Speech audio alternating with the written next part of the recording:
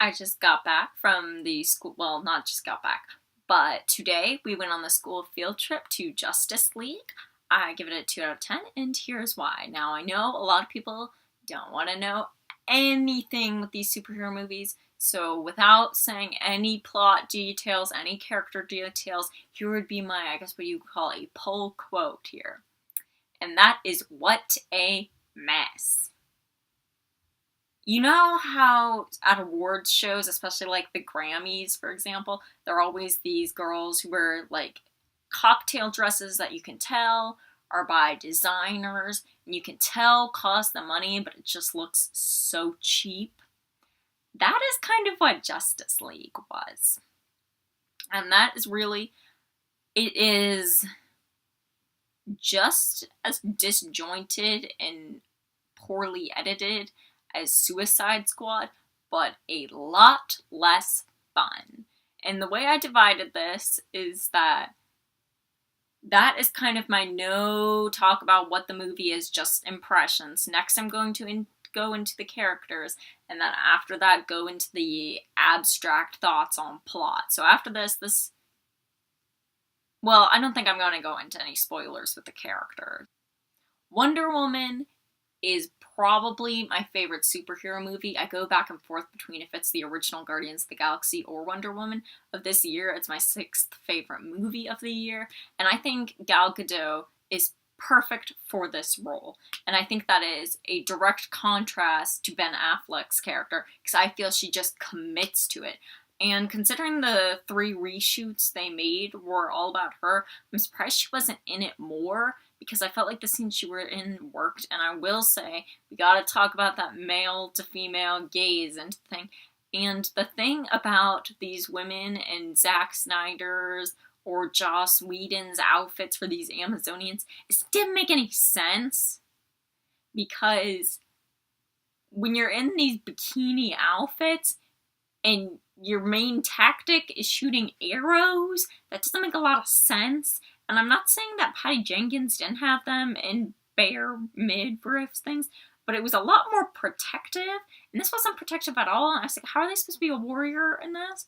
And then you go on to, in Justice League, I'm not gonna lie, there are some pretty objectifying things in this movie, and I originally gave this movie a 3 out of 10 after I watched a whole video on how objectifying it was, and some of those things I did not even catch in the movie. Like, I remember being confused about what was going on, and then that explained what was going on. I was like, oh, that was a joke against women.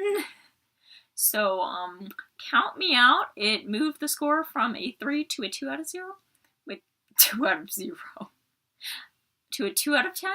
And I did not like it, but I do like Gal Gadot, and they just announced that she got Brett Ratner off the project. They did that kind of like slyly, so that is very exciting. The next character I thought was a great role was Aquaman, and I don't watch Game of Thrones, so I don't really know anything about the Jason Momoa. Is that his name? I don't really know. And I never in a million years thought I would ever say I liked Aquaman. That's really cringy. That might be the, like, dorkiest superhero you could like. Like, out of all the cool ones, I think Spider-Man's probably the coolest. It's just kind of being a loser to like Aquaman. But I thought the world that Aquaman was in, I thought the costumes, especially for the females, were just really cool looking. It was all really cool looking. And I did like it when he was either in the beginning, before he put on his, like, suit. I felt his suit was less good costume-wise. It was kind of cringy and kind of snug and weird looking. But I don't know if I'm excited for Aquaman or not. I think I'm gonna have to wait for the trailer. But if you're gonna ask me if I can't have another Wonder Woman movie, but I have to have another one of these movies with one of these characters, I would go for Aquaman, which I guess is the next movie we're getting. Now we move on to bad characters, which I think there were a whole lot of. First, we're gonna start with Cyborg, because I didn't really hate him, but he's really the whole cocktail dress thing of sometimes his effects looked really cool, but sometimes they looked really not. Like, his actual, like, suit, if you could call it that, looked so video game-ish. Like, it did not look like quality, but then some of the techniques and lights he would shine did look cool. I just feel there wasn't much to him and whenever he showed up somewhere, I didn't care. I also couldn't tell how old he was supposed to be, because he kind of strikes up a friendship with the Flash, who I will go on later about how I didn't understand how old he is. It just didn't make a lot of sense to me, because sometimes, I guess he's a Teen Titan Go, which I didn't put together until I was watching some reviews of Justice League. There wasn't enough to him. Batman? Have we had too much Batman? Have we had too much movies that we're just bored of Batman? I think Ben Affleck's bored of Batman. There's a scene with him and Wonder Woman. Oh, that's a point about Wonder Woman I didn't make. Wonder Woman is still pining after Steve Trevor's. I'm like, that's kind of ridiculous. That's another part of this whole objectifying. Why would she still be doing this? And that wasn't the objectifying things that Joss Whedon and Zack Snyder did in this movie, but it was like, why has she not moved on? Why is the only girl in this movie still pining over this guy? And then you have Batman here. It was annoying. And I feel like the difference is Gal Gadot loves her role, Ben Affleck does not, and there's a scene between them where the two of them are fighting, and Ben Affleck had some dialogue. He had the chance to make it an extreme scene, but he delivered it very flat. And the other issue I have with Batman is, I guess he is the more popular character. I don't guess. He is the most popular character there, followed by Wonder Woman. And he's in the middle of all of these things. But the thing is, Wonder Woman right now in the DC universe is the number one character. She should have been in the middle of the poster. It's not him, because people like her. The Flash. Oh my gosh. The Flash. Okay. I stopped watching the TV show in season 1 because Iris just annoyed me so much, but I loved Grant Gustin as the Flash. He was fun, he was energetic. Ezra Miller has never been fun or energetic, ever. Okay? The only other movie I've seen him in is Fantastic Beasts and Where to Find Him. He was the worst part of that movie. He was the worst part of this movie. You can never figure out how old he's supposed to be in these things. And I thought he was playing a young, a teenager, and I didn't get why he was with Batman and Wonder Woman. It didn't make any sense, and I could tell Wonder Woman was with me there. He was just like, it seemed like Batman was being irresponsible, which I guess is the whole Robin thing. But also, the Flash had so many cringy jokes, and so many jokes that were just so forced. And that seems to be a popular opinion I have with other critics, is that the Flash was a forced on character. I thought I would watch Flashpoint just to see what they change, but I don't care. Like, I didn't know Superman died in Batman vs. Superman. It doesn't make me want to watch it. And this whole thing with Ben Affleck, that's why I would watch Flashpoint. I do not want a whole movie with Ezra Miller's Flash. I would want a whole movie with Grant Gustin's Flash. I do not want Ezra Miller's Flash. He's not a member of the Justice League, but he's a member of the movie, and that is Steppenwolf. The villain they're fighting is named Steppenwolf. And that's really all you gotta know. Oh, wait, you know what you gotta know? You wanna know what the plot of this movie is? Steppenwolf needs to get the mother boxes. It's the stupidest titles ever. Stupidest names. You cannot take that stuff. Steppenwolf has to be a terrible, terrible villain. Okay? You know Tasty Cakes?